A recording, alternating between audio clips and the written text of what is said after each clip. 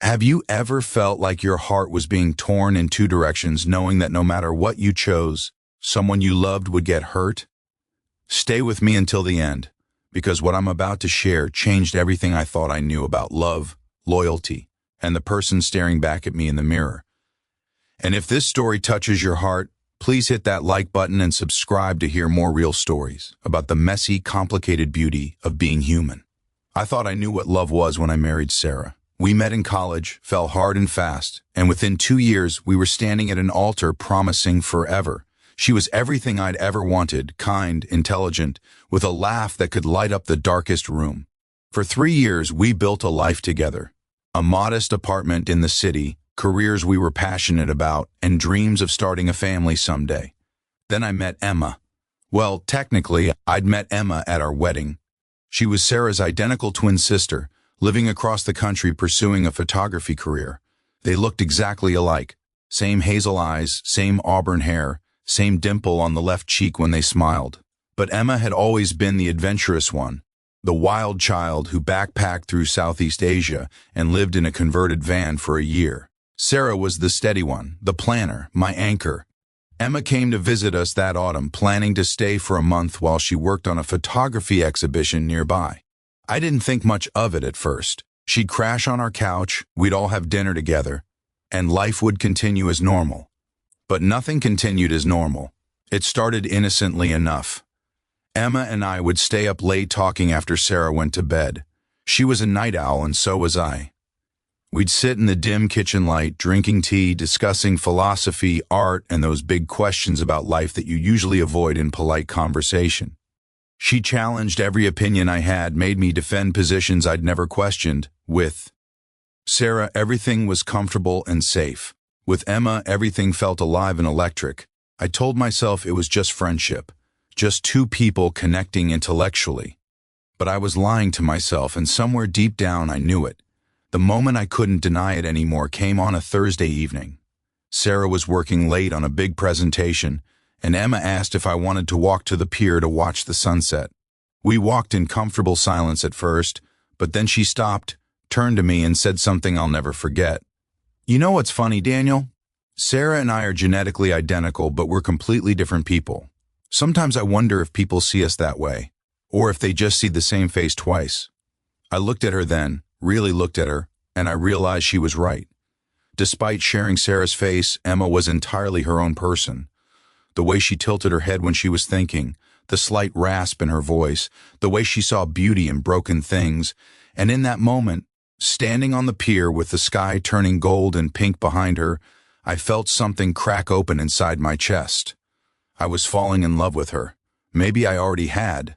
The guilt was suffocating. Every time I looked at Sarah, I saw Emma. Every time I kissed my wife goodnight, I wondered what it would feel like to kiss her sister. I became distant, distracted.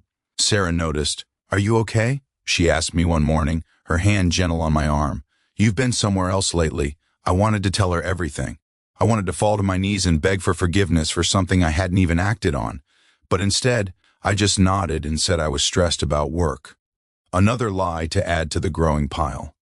Emma was supposed to leave after a month, but she extended her stay, then extended it again, and I know now, with the brutal clarity of hindsight, that she was staying for me.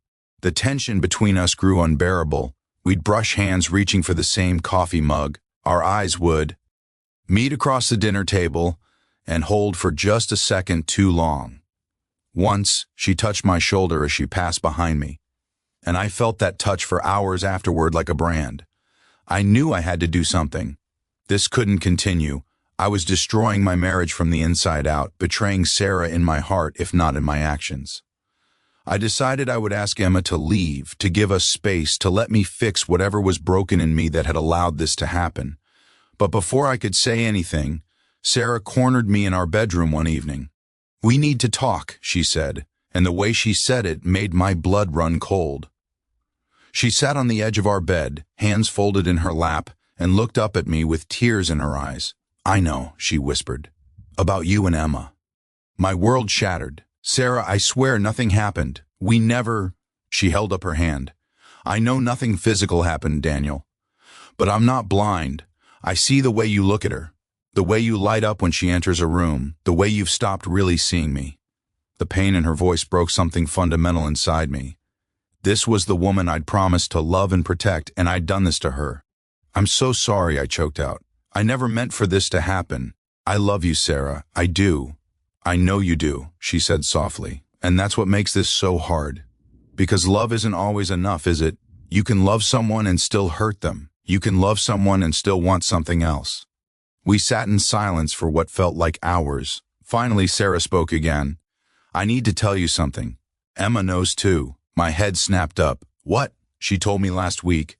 She came to me crying, saying she had feelings for you and she didn't know what to do. She was planning to leave, to cut off contact with both of us because she couldn't bear to hurt me.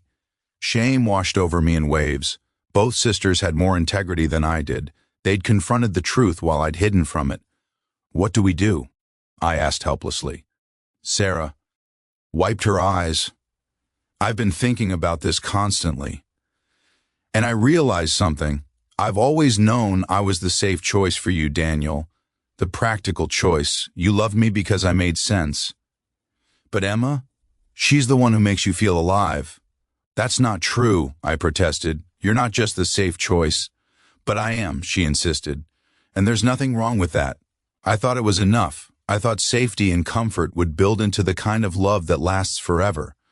But watching you with Emma showed me that I deserve someone who looks at me the way you look at her.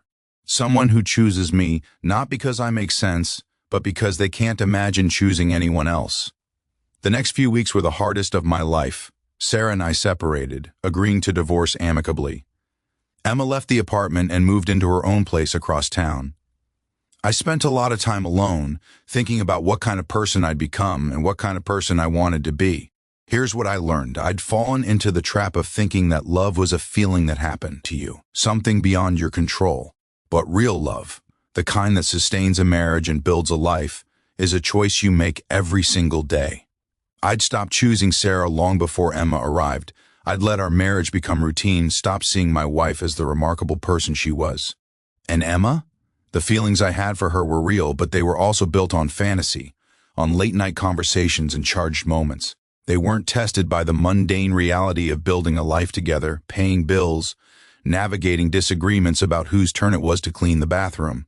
3 months after the separation, I met with Emma at a coffee shop. She looked different somehow, sadder but also more settled. I'm not here to start something with you, I told her immediately. I need you to know that. She nodded. I know. I'm not here for that either. We talked for hours. She told me that she'd been running from herself for years, never staying in one place long enough to build real connections. She'd seen what Sarah and I had, even with its flaws, and she'd wanted it. Not me specifically, but that sense of home and belonging. I used you, she admitted. Not intentionally, but I did. I projected all my loneliness onto you and convinced myself it was love. And in doing that, I hurt the person I love most in the world. My sister. I understood. I'd done the same thing. Before we parted ways, Emma said something that stuck with me. You know what Sarah told me? She said that this whole thing, as painful as it was, helped her realize she was settling too. She loved you, but she'd also stopped choosing you every day. You both let the marriage die slowly instead of fighting for it. A year has passed now. Sarah and I are divorced, and she's dating someone new, a teacher she met at a friend's wedding. I've seen them together once, and the way he looks at her, the way she glows around him, tells me she was right. She deserves someone who chooses her passionately, not comfortably. Emma and I are friends, real friends, with healthy boundaries. She's in a relationship with someone she met at her photography exhibition, someone who shares her love of adventure. And me? I'm alone, but I'm learning. Learning that attraction and compatibility aren't the same as love. Learning that real love requires consciousness, effort, and daily recommitment. Learning that the grass isn't greener on the other side, it's greener where you water it. I fell in love with my wife's twin sister, and she knew. But that's not really what this story is about. It's about how I fell out of love with my wife long before her sister arrived, through 1,000 small moments of taking her for granted. It's about how all three of us were searching for something we thought we'd find in another person, when really we needed to find it in ourselves first. If I could go back, I wouldn't change meeting Emma, because as painful as everything was, it taught me the most important lesson of my life. Love isn't something that happens to you. It's something you create actively and intentionally every single day. The next time I fall in love, I'll know better. I'll know that the electric feeling of a new connection is beautiful, but it's the boring Tuesday evenings and the unglamorous moments of commitment that build something real. I'll know to water my own grass before looking over the fence. And maybe, just maybe, I'll be worthy of the kind of love I took for granted. If this story resonated with you, please hit that like button and subscribe for more honest conversations about love, loss, and the lessons we learn along the way. Share your thoughts in the comments. Have you ever been in a situation where you had to choose between your feelings and doing the right thing? Let's talk about it.